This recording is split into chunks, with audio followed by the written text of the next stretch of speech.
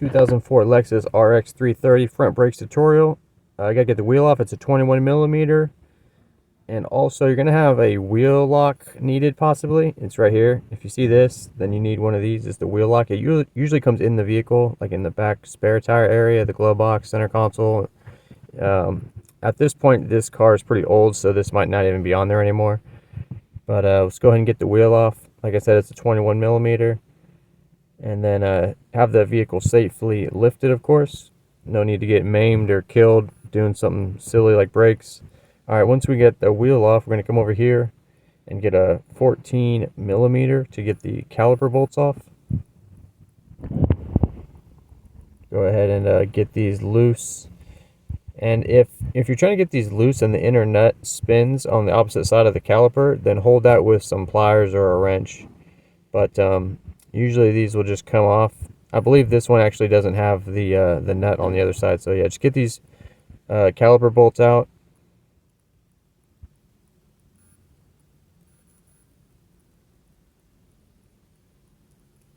Alright, now we'll set these to the side. Don't lose them. This caliper, you should be able to wiggle it off. We'll set those to the side there.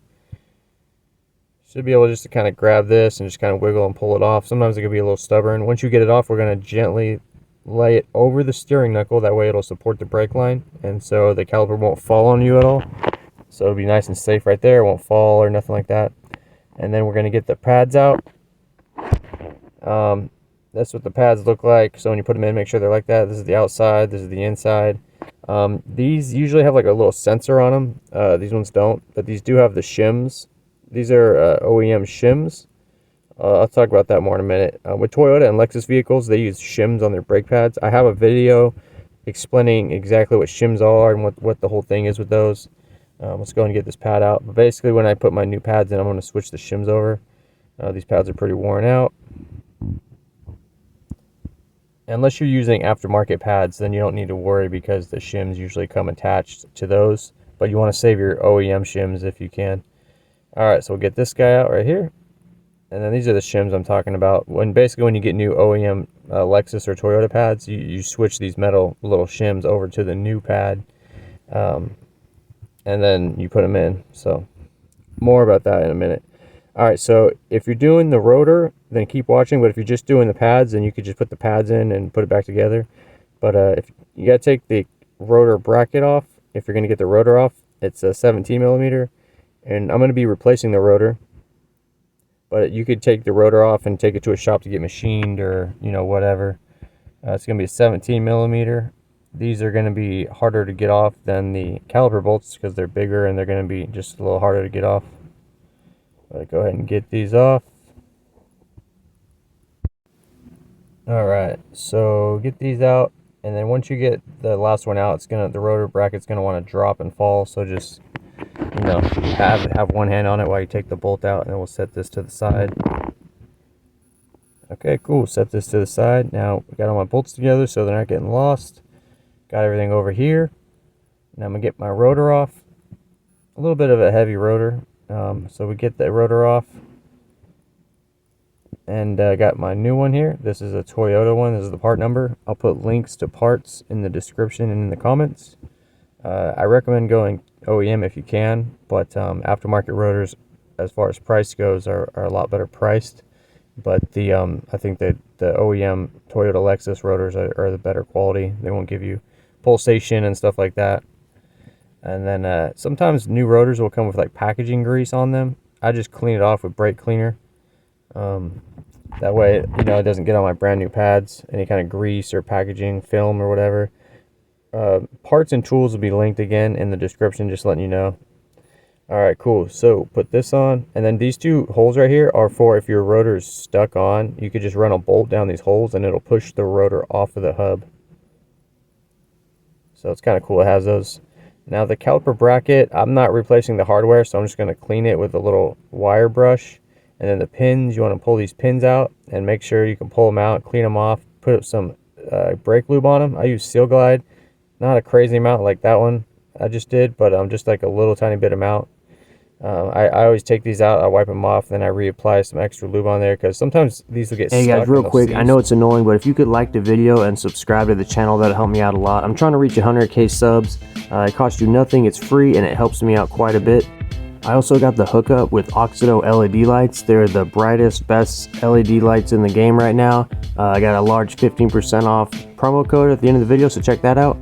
And last thing guys, I also got the hookup to Quantum Soap. It's a men's soap company, made in America, all natural ingredients. Each bar has its own fragrance and manly smell. They even have bars that are extra gritty for mechanics. Check it out. Alright, back to the video. After we got the caliper bracket all taken care of, we're going to tighten down these bracket bolts. Torque specs will be in the description. Now let's go to the pads. These are Toyota LEXUS pads. Here's my part number. Again, check for links below. Okay, so this one had the shims on there, which I was kind of surprised about because it's a 2004. But basically what you do is you switch the shims to the new pads. The new pads are supposed to come with this it's a little pack of gray grease, and then you put a dab of it on the shim and then put it on. It's just for like heat dissipation and kind of keeps it on there. You could bend the tabs of the shims if you need to, if they're like fitting really loose and you're afraid they're going to fall off. But you want to get them on.